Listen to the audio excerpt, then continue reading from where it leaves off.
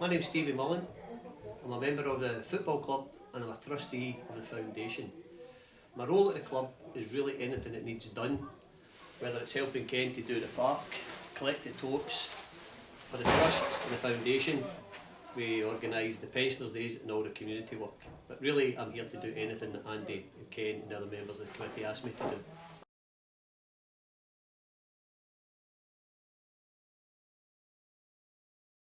Because really my personality takes me behind the scenes where I'm not really here with an ego.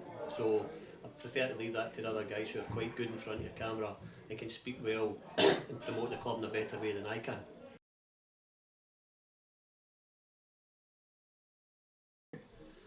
Very simply, we were asked to represent the club as we were charged with not being able to control our behaviour, not having no segregation, and as a result of that, the President, Mr Jim Friel, and the Vice President, Paul Reddy, attending the meeting where they says they had a fair hearing. When the punishment came back, I personally thought it was quite draconian.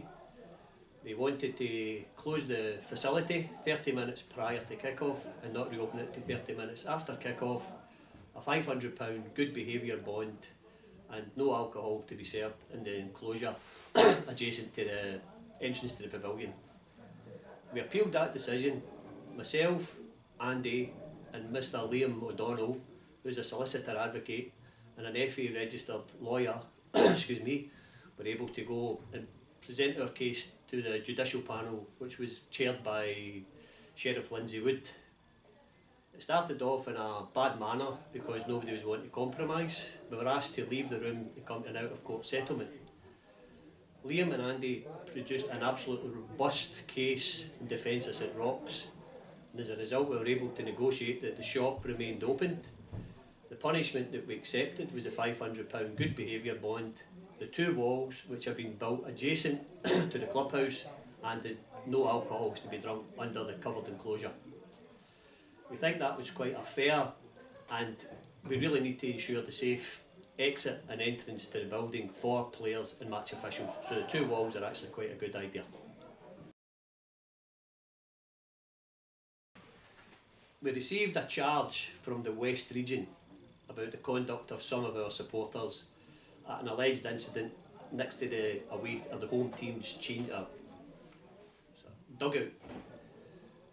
We then took advice from the top liaison officer in Scotland, one of the top UK, who's a member of our committee, and we were advised that we are not responsible for capturing people's data, and under the Data Protection Act we were not at liberty to give this information unless the individuals consented.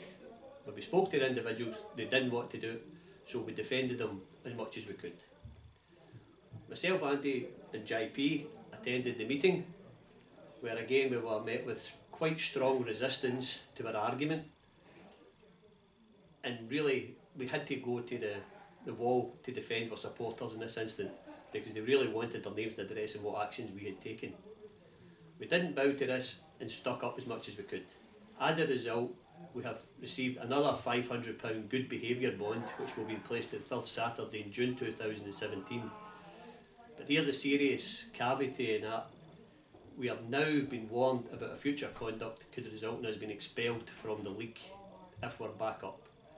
The committee at the end up says they want to help St Roch's in any way possible, but we can't continue with our fans misbehaving.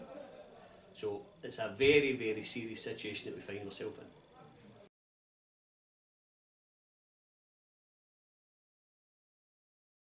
in.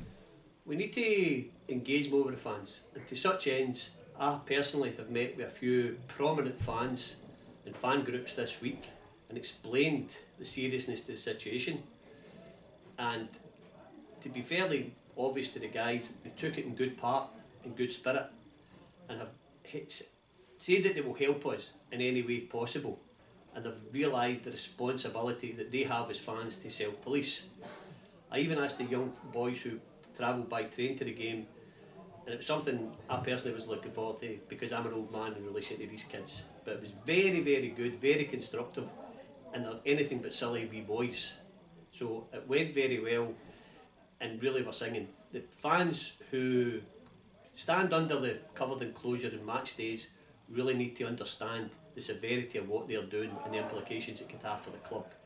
This club's been going for 96 years, and why would we want to be responsible of anything to do with this great club shutting?